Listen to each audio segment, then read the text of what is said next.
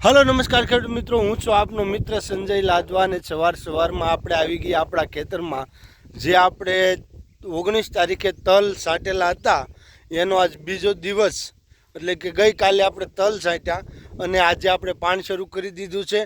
अने गई काले सवारमां गई काले जे आपणे तलनुं काम कर्युं हतुं तेमां आजे बासालीने छांटवानुं काम पण आपणी पाछळनी साइड जे पहेलो भाई छे तमने बतातो हशे कदाच हालो हूँ तमने बाजू विडियो ज करी दऊं। तो जो सामेनी साइड अहींया आपणे बासालीने छांटवानुं काम पण शरू करावी दीधुं छे अने अहींया आपणे पाणी वाळवानुं काम पण शरू करी दीधुं छे।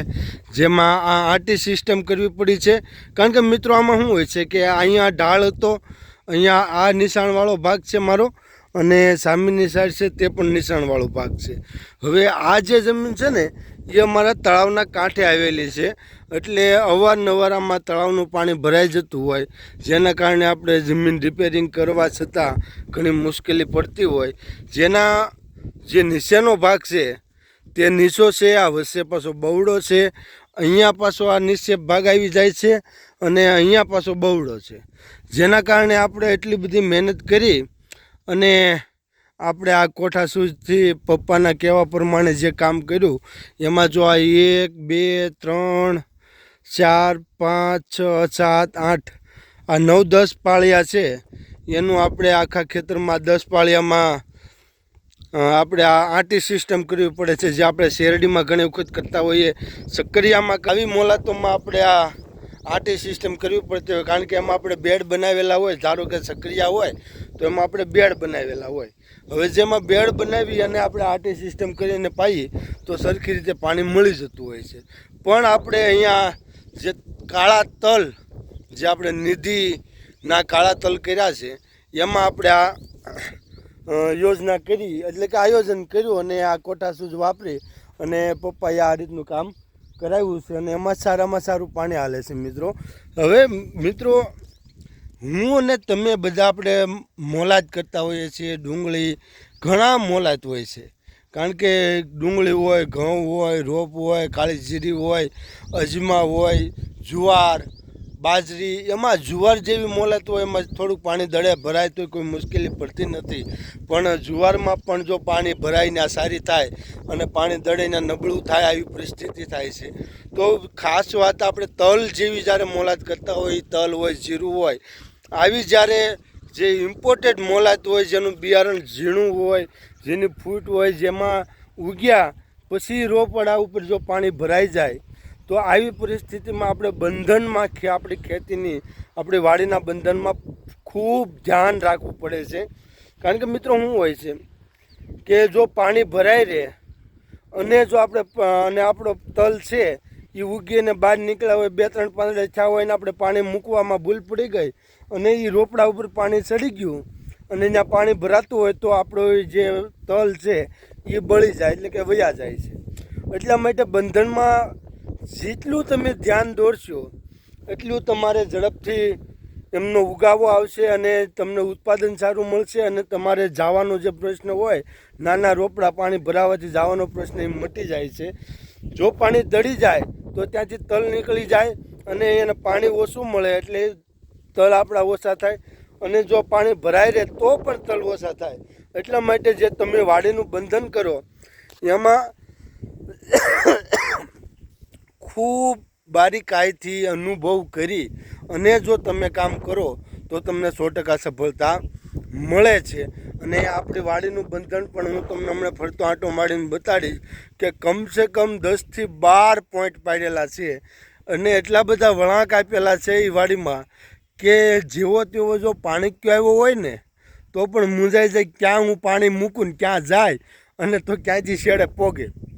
पण मित्रों खास बात ई छे કે આમાં મહેનત પણ ઓછી છે, નાકા પણ ઓછા વાળવા પડે છે અને છતાં પણ સારું પાણી હાલે છે। એટલે આવી કોટા સૂઝ સારા ખેડૂત જે અનુભવી ખેડૂત છે એ જ કરી શકે છે। બાકી તો શું છે કે તમે જો 10ના હોય એટલે કે જે બાજુ ઢાળ પડતો હોય એને આપણે 10 કહેતા હોઈએ છીએ, 10ના પાળિયા ઢાળી દો તો પાણી ઘણી વખત દળી જતું હોય છે જો સરખી જમીન ન હોય તો। બાકી જેને લેઝર મશીન જે આપણે આવે છે, લેસર મશીન કે લેઝર મશીન એવું કાંઈક કહેવાય છે, એનાથી આપણે જમીન સરખી કરાવેલી હોય અને જો વાડી પડવું હોય તો કોઈ સવાલ નથી. પણ જ્યારે ખેતર પડવું હોય, જે ખેતરાળ જમીન હોય, એમાં આપણે આવા પ્રશ્નો રહેતા હોય છે. જે મારા ઉપરના જે ભાગો છે, કમસે કમ મારી પાસેથી 40 થી 45 વીઘા ઉપર જમીન છે અને 12 વીઘા એક મારી બાજુનું જે છે એ ફાર્મે છે. એમ કહીને 55-60 વીઘા જમીન આપણી થાય. એમાં મારી 45 થી થોડીક વધારે જમીન છે. હવે આ જમીનમાં શું હોય મિત્રો કે ઘણા પડા એવા છે મારા કે આ દશેથી પાણી મૂકવું તો એક સરખું 1 ઇંચના દળે અને ઓલા સેઢા સુધી પહોંચી જાય. પણ આ મારું નીચેનું પડું એવું ઉબડ ખાબડ છે મિત્રો કે મેં એક વખત એમાં 10ના પપ્પા બહાર ગયા હતા અને પપ્પાએ કીધું તો હું આવું પછી ઓલું કરજે, પણ પપ્પાને બહાર જવાનું થયું અને ત્યાં 10-12 દિવસ રોકાવાનું થયું એટલે એને મને ફોનમાં માહિતી આપી એ પ્રમાણે ન કર્યું અને મેં 10ના મારા ટ્રેક્ટરથી 10નું મેં વાવેતર જુવારનું કરી નાખ્યું. તો જુવાર સારી થઈ, કોઈ નબળી નહોતી થઈ, પણ જ્યાં પાણી દળે ત્યાં દળે ને ભરાય ના ભરાય. અને જે પરિસ્થિતિ થઈ હતી પછી મારે એમાં નીકા પણ ધોરિયા પણ ઘણા નાખવા પડ્યા, નાકા પણ કેટલાય નાખવા પડ્યા અને થોડું પાણી વાળવામાં થોડી હેરાનગતિ થઈ હતી. પણ જો મિત્રો કોઠા સૂઝથી જે આપણે કામ કરતા હોઈએ આ રીતનું, તો એમાં સારામાં સારી સફળતા મળે છે. અને વાડી બાંધવી કોઈ પણ મોલાત હોય એમાં મેન ઇમ્પોર્ટન્ટ કોઈ વસ્તુ હોય તો વાડીનું બંધન છે. જો વાડીનું બંધન હોય સારું તો તમારી મોલત 100% સારી થાય છે. અને જો તમારું વાડીનું બંધન ખરાબ હોય તો થોડુંક ઘણું કેવરાવે છે, થોડું ઘણું નહીં પણ ઘણું કેવરાવે છે કે ક્યાંક પાણી દળી જાય ને ક્યાંક ભરાય રહે ને પરિસ્થિતિ ખરાબ થાય. તો હું તમને હાલમાં બતાવું કે જો મિત્રો અહીંયાથી જે નાકું વાળું તે આમ ફરતું ફરતું ફરતું ફરતું ફરતું ઠેઠ સામેની સાઈડ નીકળે છે. અને અહીંયાથી જો નાકું વાળું તો તે આમ ફરી ફરી ફરી ફરીને સામેની સાઈડ નીકળી અને ત્યાં છે આ રીતે આમ વળાક મારે. જો એ રીતે જો આમાં હું તમને બતાવવાની કોશિશ કરું કે આપણે અહીંયાથી નાકું વાળી અને ધીરે ધીરે ધીરે ધીરે જો જઈએ તો અહીંયા આવતા પાછો વળાંક આવી જાય. એટલે આ પહેલું પાણ છે એટલે આપણે થોડાકમાં આપણે આ ધોરિયો નાખેલો છે અહીંયા સુધી. જ્યારે બીજું પાણ આવશે એટલે આપણે સોસરવા થઈ જશે, એટલે કે વચ્ચેની જે ધોરિયો છે એને કેન્સલ કરી નાખશું.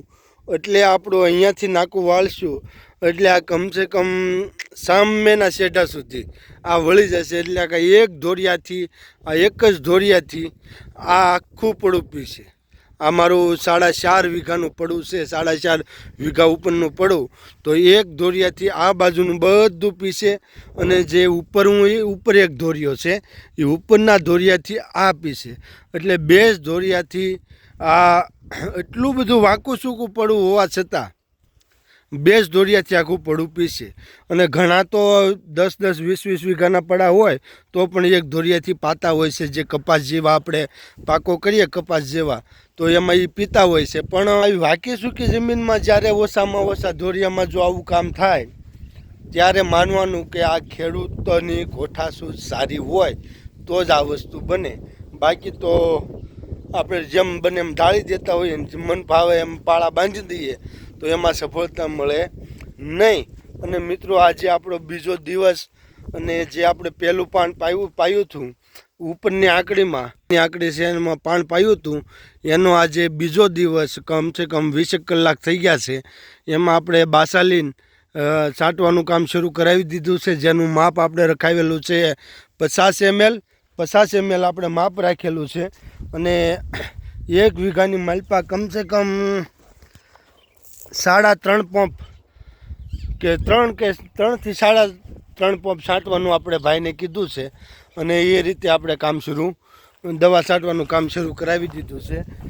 મેં તમને ગઈકાલના વિડીયોમાં જણાવ્યું હતું કે તમારે પાણીની સાથે પેન્ડેલિન બાસાલીન કોઈ વસ્તુ મૂકવાની થતી નથી, નહીંતર તલના ઉગાવવામાં મુશ્કેલી પડે છે અને સારો ઉગાવો આવતો નથી.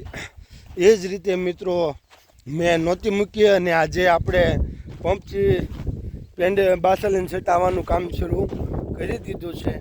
અને પહેલું પાણ પાયું, 24 કલાક પછી બાસાલીન મૂકી અને આવતીકાલે સાંજના ટાઈમે આપણે એમાં બીજું પાણી મૂકશું એટલે આપણા તલ ઉગી જશે. અને તલ ઉગ્યા પછી કમસે કમ 20 દિવસ, કારણ કે મારે થોડું પાણી ભરાતું હાલે છે એટલે 20 દિવસ હું એમાં કોઈ પણ જાતનું પાણી મૂકવાનું નથી. કારણ કે જો પાણી મૂકીશ તો જે આપણા તલના રોપા છે એની ઉપર પાણી ચડી જશે અને પાણી ભરાઈ રહેશે તો આપણે તલ જવાની પ્રશ્ન આવશે. એટલા માટે પાણી ભરાય એવી જમીનમાં આપણે તાત્કાલિક પાણી મૂકવાનું નથી. 2 પાણ મૂકવાના છે, પછી 20 થી 22 દિવસના તલ થાય ત્યાર પછી બીજું પાણી મૂકવાનું થાય છે. અને જો નિતારવાળી જમીન હોય અને પાણી થોડું દળતું હોય ને નિતારવાળી જમીન હોય કે ભાઈ પાણી તરત સુકાઈ જાય છે, જેવું નાકું વાળો ને 2-3 મિનિટમાં પાણી 2 કે 3 મિનિટમાં પાણી સુકાઈ જાય એવી જો જમીન હોય ટાસોડું તો આપણે એમાં ત્રીજું પાણ મૂકી શકીએ. 20 દિવસ પહેલાં પણ પાણ મૂકી શકીએ. પણ મારે થોડી ટાસોડી જમીન તો છે, પણ વચમાં જોબના કારણે 2-3 જગ્યાએ પાણી ભરાય છે જેના કારણે હું પાણી મૂકવાનો નથી. તો આજની આ માહિતી હતી. આ કાળા તલ આપણે કરેલા છે એમની માહિતી હતી કે આ રીતે આપણે બંધણ બાંધ્યું છે, આ રીતે આપણે ખડની દવા છાંટી છે અને આ રીતે આપણે પાણ મૂકવાના છીએ. તો હવે મળશું નવા વિડીયોમાં. ત્યાં સુધી બધાને જય સ્વામિનારાયણ.